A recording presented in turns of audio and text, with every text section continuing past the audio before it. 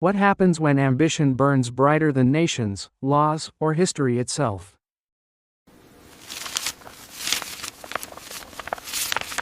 Shadow our chief.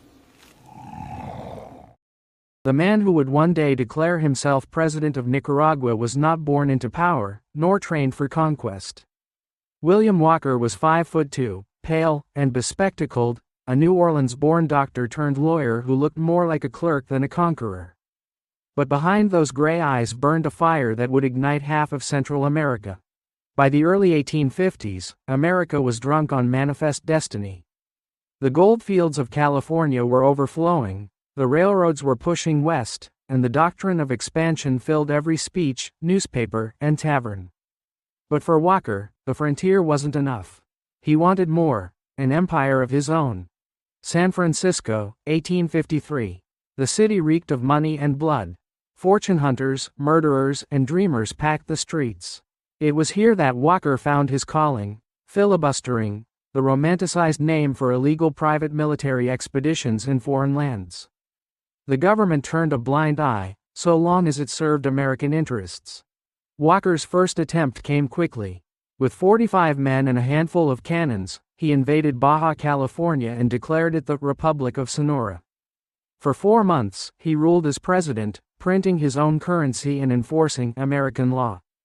But supplies ran short. Mexico fought back. His dream collapsed into retreat. He returned to California a fugitive, but not a failure. In the press, he was hailed as a bold adventurer. Juries refused to convict him. He was no longer just a man. He was a myth in the making. Then came an offer from Nicaragua. The country was on the brink of civil war, split between liberals and conservatives. Both factions were desperate for power. In 1855, the liberal faction made a desperate move. They invited Walker to help. Not the U.S. government. Not a diplomat. Walker, a freelance warlord with delusions of grandeur. He accepted at once. In June 1855, Walker landed in Nicaragua with just 58 men, known as the Immortals. It was a ragged band, mercenaries, criminals, and restless veterans. But they brought rifles, discipline, and ambition. They moved fast. In September, after a series of surprise attacks, they took Granada, the conservative stronghold. The locals watched in disbelief as this foreigner raised his flag and declared the city liberated. But Walker's ambitions were larger than either faction realized. He didn't come to support a side. He came to rule. He installed a puppet president. Then, within months, ousted him. In July 1856, William Walker held a staged election and named himself president of Nicaragua. At 32, the failed doctor from Tennessee now controlled an entire country. Yet he was not content. He saw himself as a second Napoleon, destined to forge an American empire across Central America. He legalized slavery to attract Southern backers. He invited American settlers to come take land. And he kept fighting. But beyond Nicaragua, panic spread. Costa Rica declared war. Guatemala joined. Even the U.S. began to worry. Walker's empire might become a diplomatic disaster. He had gone too far, too fast. Still, Walker remained calm. In a letter home, he wrote, "The people of Nicaragua recognize that I am their savior. The world will too." He was wrong. The moment William Walker declared himself president of Nicaragua, the world took notice, but not in the way he imagined. From the jungles of Costa Rica to the salons of Washington, D.C., Walker's self-coronation sent ripples of alarm. This wasn't just a rogue adventurer anymore. This was a man who had seized a sovereign nation, and now dared to remake it in his own image. To the American South, he was a hero. Newspapers in Louisiana and Georgia praised his decision to re-legalize slavery, calling it a restoration of order. Plantation owners, eyeing Nicaragua's fertile lands, saw opportunity. Some sent money, others sent men. But to the rest of Central America, Walker was a disease that needed to be excised. Costa Rica moved first. In March 1856, President Juan Rafael Mora mobilized an army of 9,000 and marched north. Walker's response was typical, quick, ruthless, and theatrical. He ordered a scorched earth campaign. Towns suspected of harboring enemy sympathizers were burned. Suspected spies were hanged. In the town of Granada, once Nicaragua's jewel, he left a message in ashes. Aquí fue Granada, here was Granada. By then, even his closest allies began to waver.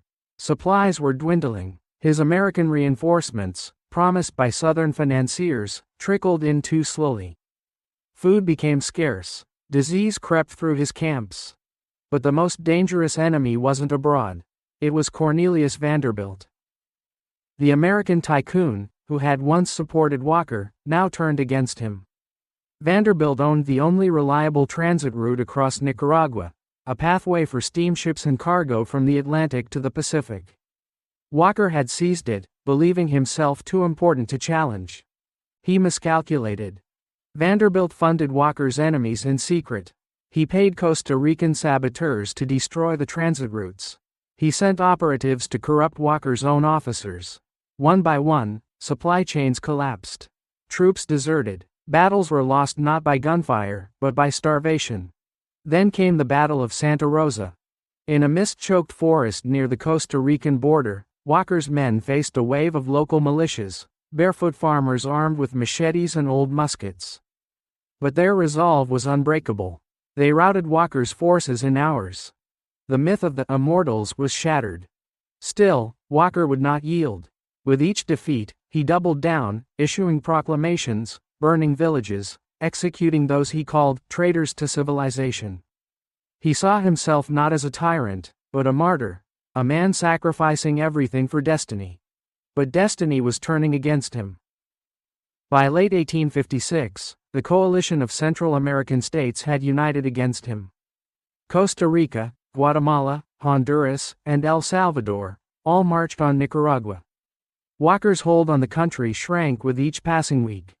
In desperation, he summoned every American loyalist he could find: Southern volunteers, filibusters, mercenaries. Yet the tide could not be reversed. He was surrounded, supplies gone, morale shattered. On May 1, 1857, William Walker surrendered to a U.S. Navy officer who had come not to rescue, but to remove him. The once president of Nicaragua was escorted back to American soil, not in triumph, but in disgrace.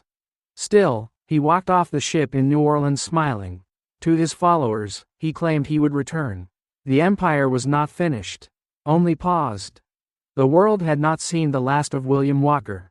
William Walker's surrender should have ended the story. Any sane man would have vanished into obscurity, grateful to be alive. But Walker was neither sane nor finished. Within weeks of his return to the U.S., he was back on the lecture circuit, framed by American flags, addressing crowded halls in southern cities. He did not speak of defeat. He spoke of betrayal. He painted himself as a victim of foreign monarchies and Wall Street tycoons. Cornelius Vanderbilt, he declared, had orchestrated his fall. The European-backed Central American armies were, in his words, enemies of freedom. He compared himself to the Founding Fathers, misunderstood in their time, but destined for glory. And the South listened. In the era before the Civil War, the idea of expanding slave-holding territories was more than ambition, it was policy. Walker's vision of a Central American empire, tied to the South, offered a seductive escape from looming conflict with the North. Letters of support flooded in. Donations were made. More importantly, arms were offered. Walker was ready to march again. In November 1857, just 6 months after his surrender, William Walker set sail from Mobile, Alabama, with 270 men. His destination, Nicaragua, again. But this time, the world was watching. His name had become infamous. The U.S. government, under pressure from both Central America and European powers, officially denounced him. The British Royal Navy patrolled the Caribbean. American warships shadowed his movements. He landed in Honduras. From there, he planned to strike south through the jungle into Nicaragua. But the geography had changed. The people had changed, and Walker had no more illusions. The jungles were thicker, wetter, and full of disease. His men, largely Southern volunteers untrained for tropical warfare, were dying faster than they could march. Within weeks, half his force had succumbed to fever or fled. Still, Walker pressed on. Then came the final betrayal. On September 3, 1860, the British Navy intercepted him in the Bay of Trujillo. Captain Salmon of the HMS Icarus arrested Walker, not for war crimes, but to avoid a wider international conflict. The British handed him over to Honduran authorities, who had no interest in diplomacy. They wanted justice. Walker was tried and sentenced to death in a single day. There was no spectacle, no last-minute rescue, no plea for clemency.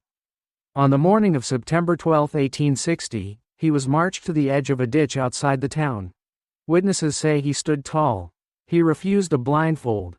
As the rifles leveled, he spoke only one sentence: "I die for the liberty of my country." Then the shots rang out. William Walker, the self-declared president of Nicaragua, conqueror of a foreign land, and architect of an empire that never was, fell face forward into the dirt. He was 36. But the story did not end with his body in a Honduran grave. In the American South, newspapers mourned him as a martyr. Pamphlets praised his courage. Filibuster flags were quietly flown in backrooms from New Orleans to Charleston. And in Central America, his name became a warning, proof of how easily foreign hands could ignite chaos under the mask of liberation. Even today, statues of his enemies stand tall in Nicaragua and Costa Rica. The legacy of William Walker endures, not as a hero, but as a symbol of foreign ambition, how one man's hunger for power nearly devoured a nation. The ditch outside Trujillo where William Walker fell was shallow, hastily dug. His body was thrown in with no ceremony. A wooden cross marked the spot briefly before rot and weather took it away. There was no coffin, no flag, just the silence of the tropics reclaiming a man who had once dared to reshape a continent. But death, in Walker's case, was not an erasure. His story lingered, twisted, exalted, and condemned, across two worlds. In Nicaragua, people spoke of El Filibustero with contempt and fear. Mothers warned children of the ghostly gringo who brought war and fire. The ruins of Granada stood for years as a scar, a burned city where foreign boots had marched and a foreign president had ruled. In the U.S. South, though, a different legend took shape. Walker's memory was enshrined in Southern circles as the prototype of the independent spirit, the man who defied the world, who bled for American expansion. He became a whispered symbol among fire eaters, the radical pro-slavery faction that would soon push the country into civil war. In death, Walker's myth became fuel. And myths are powerful. Years later, long after the Civil War ended and the South lay in ruins, aging veterans would still toast to Walker's name in obscure reunions. His flag, blue with a lone star, was preserved in dusty trunks and private collections. No nation claimed him, but many invoked him. Historians struggled with his legacy. Was he a madman? An imperialist? A prophet of Southern ambition? The truth, like much of history, lived in the gray between. What is certain is this: Walker's story was no isolated fantasy.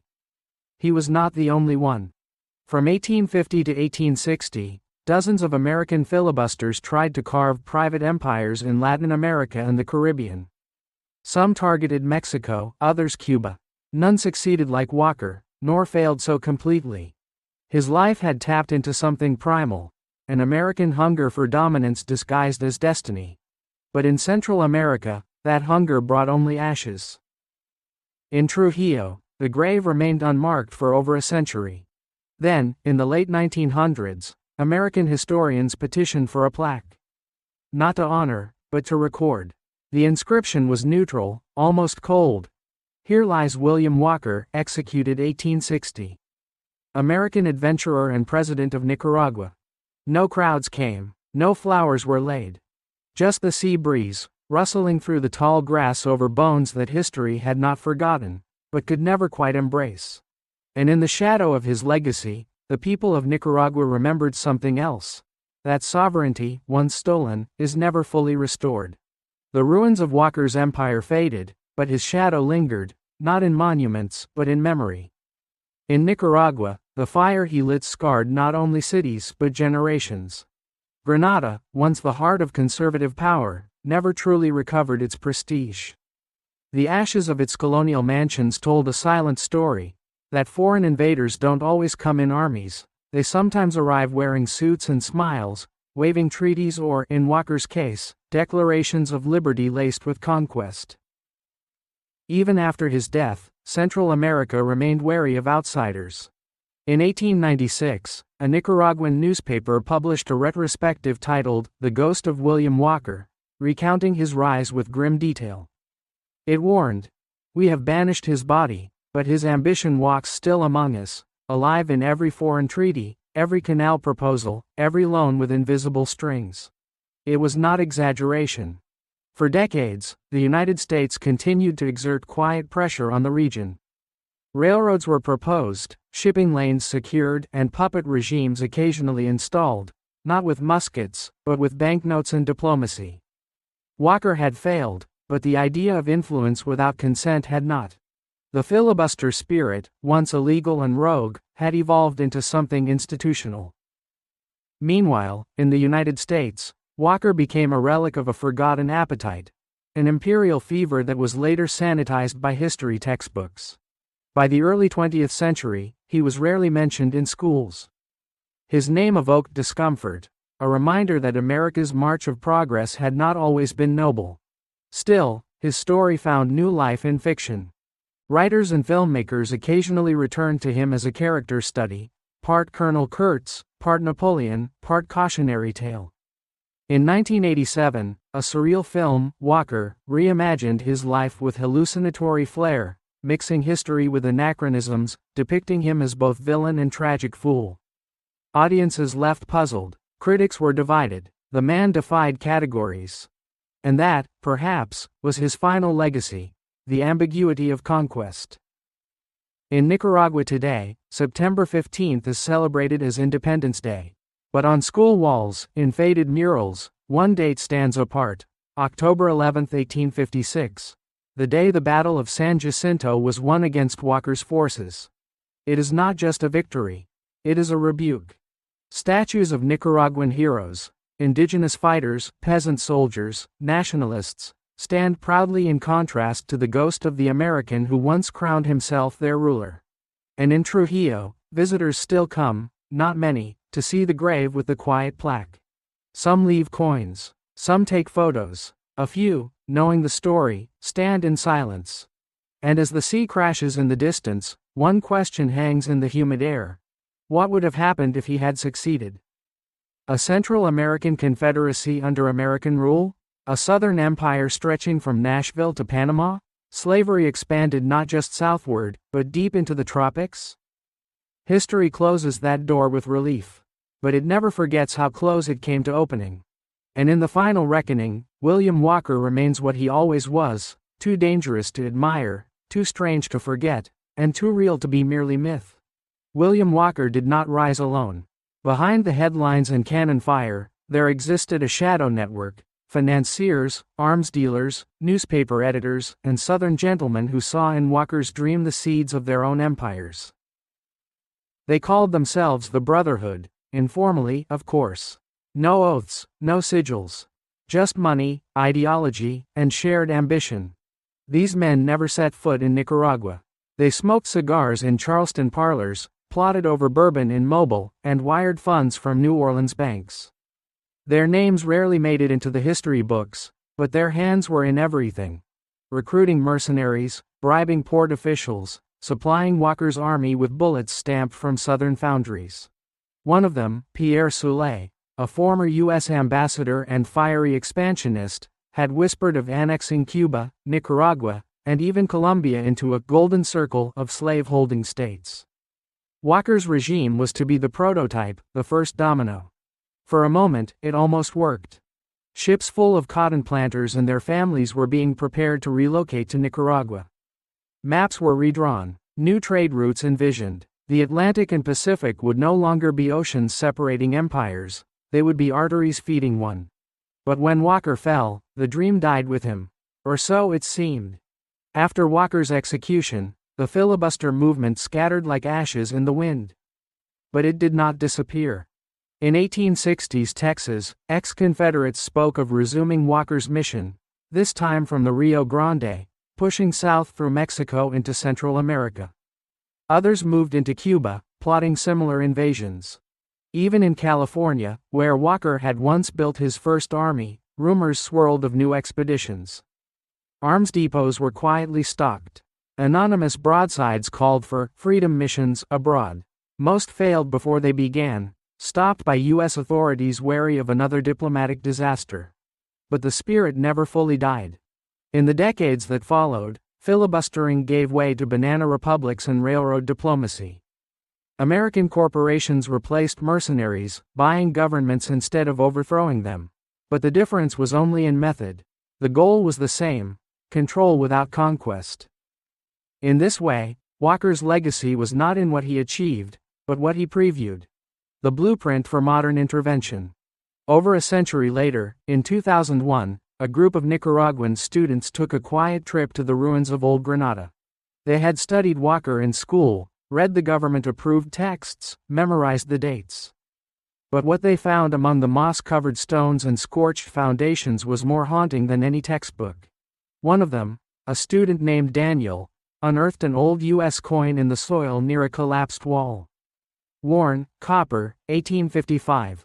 Not local currency. Proof of presence. Proof that Walker's men had once stood there, rifles in hand, claiming this place as their own. They turned it into a school exhibit, then into a documentary project. What began as a history lesson became a meditation on memory. Granada was no longer just a burned city. It was a caution etched in brick and ash. In the final frame of their film, they showed the coin, spinning slowly on a wooden table, then fading to black. And the last line? History does not forgive ambition. It only records it.